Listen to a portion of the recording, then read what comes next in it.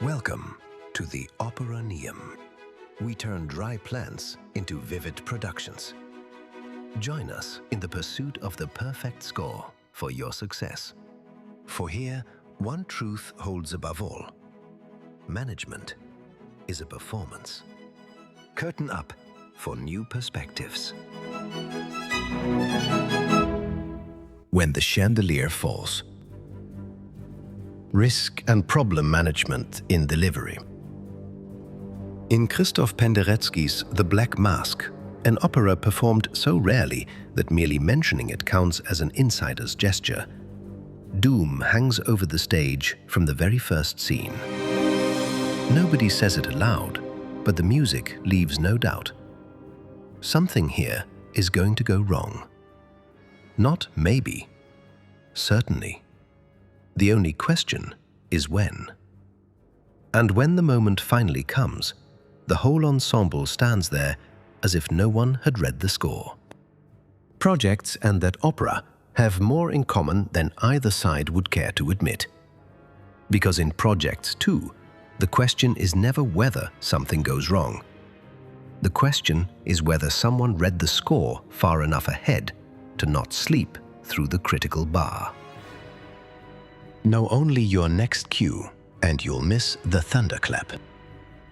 In many projects, risk management has the charm of a compulsory exercise. There is a register, usually an Excel sheet, where risks are dutifully entered. Supplier might drop out. Budget might run short. Requirements might change. All in the conditional, all vague. All about as threatening as a weather forecast for the day after tomorrow. I once inherited a risk register that contained exactly one risk: unforeseen events. That is not risk management. That is astrology with row numbers.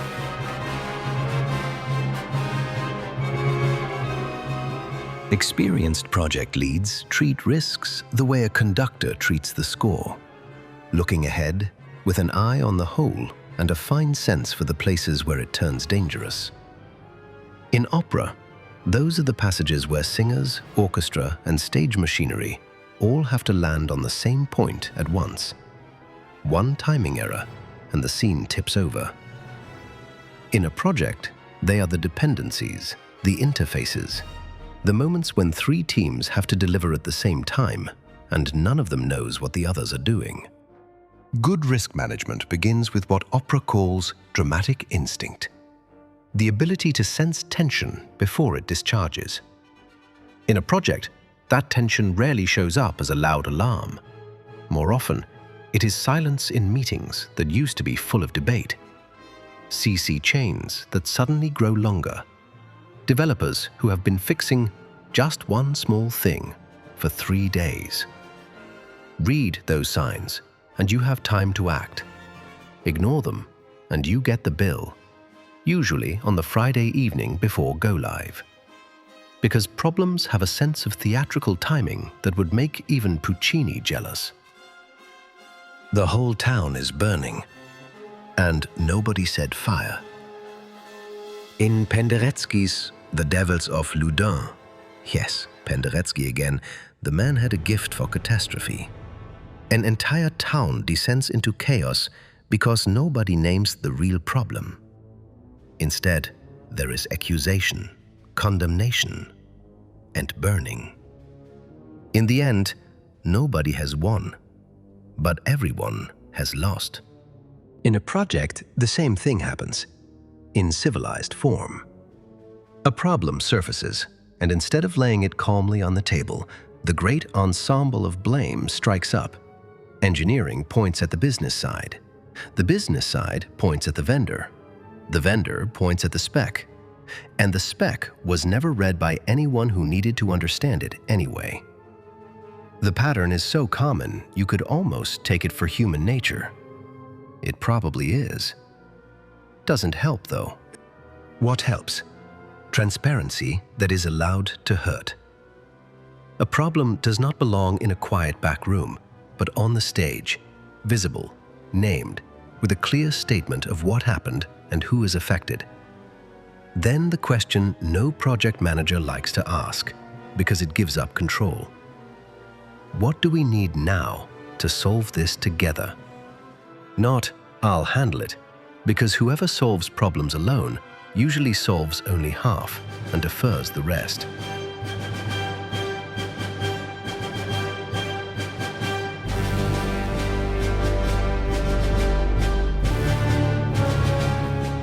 And sometimes what is needed is not speed, but a brief stop.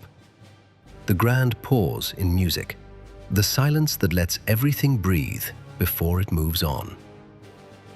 Panic is the worst coloratura.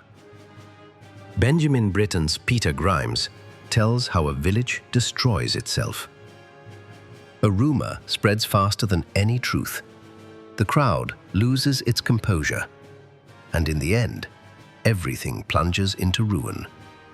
Not because the rumor is true, but because no one is listening anymore.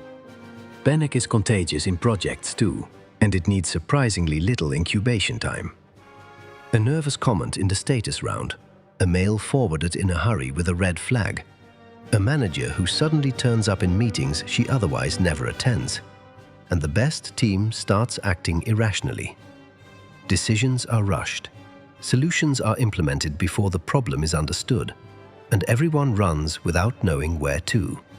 In such moments, an experienced project manager is like a good bass baritone. Calm in tone, grounded in posture, clear in articulation. No blazing pathos, but structure. Mistakes are named, not dramatized. Next steps are communicated, not culprits hunted. That sounds easier than it is, because project managers have a pulse too. But the difference between an amateur and a professional on stage is not that the professional feels no fear. It is that he hits his entrance anyway. The wrong note that becomes the right motif. In Alexander Zemlinsky's The King Candaules, a gloriously scandalous opera unjustly left in the shadows, a moral dilemma leads to a radical change of perspective. No happy ending, but a new truth. Sometimes it is precisely the rupture that gives a piece its depth. Projects know this moment too. The feature that fails just before launch forces a leaner solution that turns out better than the original. The pitch that falls through makes room for a concept not born under time pressure. The bug nobody wanted to see saves the entire user experience because it surfaces 3 weeks before release and not 3 weeks after. Not every problem is a catastrophe. Some are coloraturas that sound wrong at first and, in hindsight, were exactly right. The prerequisite is a stance that does not treat problems as personal failure, but as what they are, part of the production. There is no opera house that knows only premieres without mishaps, and no project that runs through without problems.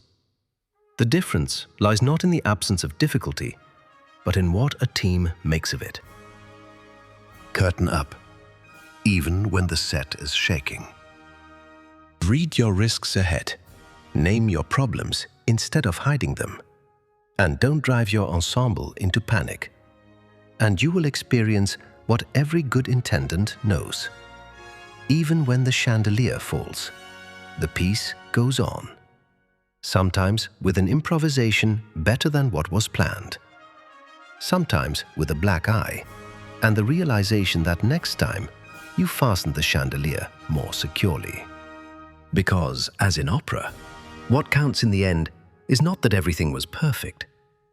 What counts is that the ensemble stayed together, that the last bar still stood when the curtain came down, and that in the hall, despite everything, that brief moment of silence sets in before someone starts to applaud.